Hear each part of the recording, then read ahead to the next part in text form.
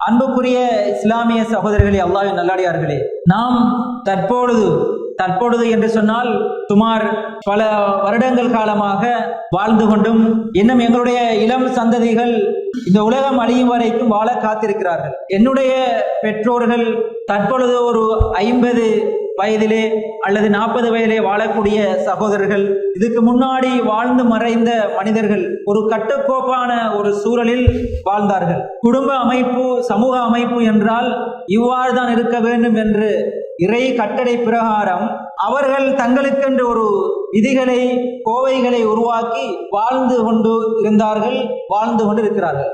ஆனால் இளம் சந்ததிகளை நாம் பார்க்கின்ற பொழுது கைசேதமான ஒரு நிலையில் வாழ்ந்து கொண்டிருப்பதை நாம் பார்க்கிறோம். விரல் விட்டு எண்ணக்கூடிய ஒரு சிலரை தவிர மற்றைய இளம் சந்ததியினர்கள், வாலிபர்கள், சிறார்கள் இந்த நவீன உலகத்தினுடைய சட்டத்திட்டங்களில் மூழ்கி, இந்த உலகத்தின் மோகங்களில் மூழ்கி வாழ்வதை நாம் பார்க்கின்றோம். பெற்றோர்களால் அல்லது அவர்களை வழிநடத்தக்கூடிய ஆசிரியர்களால், பெரியார்களால் சொல்லப்படக்கூடிய செய்திகளை எல்லாம் எடுத்து நடக்க முடியாத அளவுக்கு அவர்கள் தள்ளப்பட்டிருக்கக்கூடிய சூழ்நிலையை நாம் எமது சமூகத்தில் கண்டுகொண்டு அந்த ஒரு கசப்பான ஒரு விடயத்தில் நாம் வாழ்ந்து கொண்டிருக்கிறோம். எவ்வாறு அவர்களை நாம் நெறிப்படுத்துவது, எனது மகனை, எனது மாணவனை நான் எவ்வாறு நெறிப்படுத்துவது என்று தெரியாமல் தத்தளித்து விதி விழுங்கி நிற்பதை நாம் பார்க்கக்கூடியதான ஒரு சூழல் இப்போது உருவாகி இருக்கிறது. என்று கிடையாது, பல வருடங்களுக்கு முன்னாடி இருந்து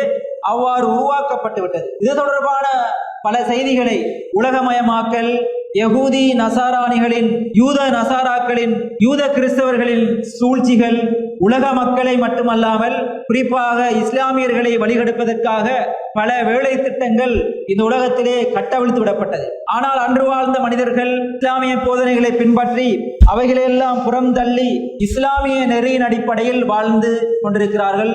சிலர்கள் வாழ்ந்து மரணித்து விட்டார்கள். எனவே இந்த காலப்பகுதியில் அவைகள் சூடுபிடித்திருப்பதை நாம் காண்கின்றோம். மாணவர்களுடைய, சிறார்களுடைய கலாச்சாரங்கள் மாறி மாறி வருவதை நாம் காண்கின்றோம். ஒரு சீர்கட்ட நிலைக்கு சென்று விடாமல் அவர்களை கட்டி காப்பது, சரியான போதனைகளை அடிக்கடி அவர்களுக்கு இறை வசனங்களையும் ஹதீதுகளையும் நினைவுபடுத்துவது இன்றியமையாத ஒரு காரணியாக பெற்றோர்கள், அவருடைய பெரிய சகோதரர்கள், சமூகத்தின் மூத்தவர்களுடைய, ஆசிரியர்களுடைய கரங்களிலே தங்கி இருக்கின்றது. முழுமையாக பாடசாலை ஆசிரியர்களை நாங்கள் நம்பி வாழக்கூடாது, அவர்களை நம்பி நாம் தங்கி இருக்கக்கூடாது.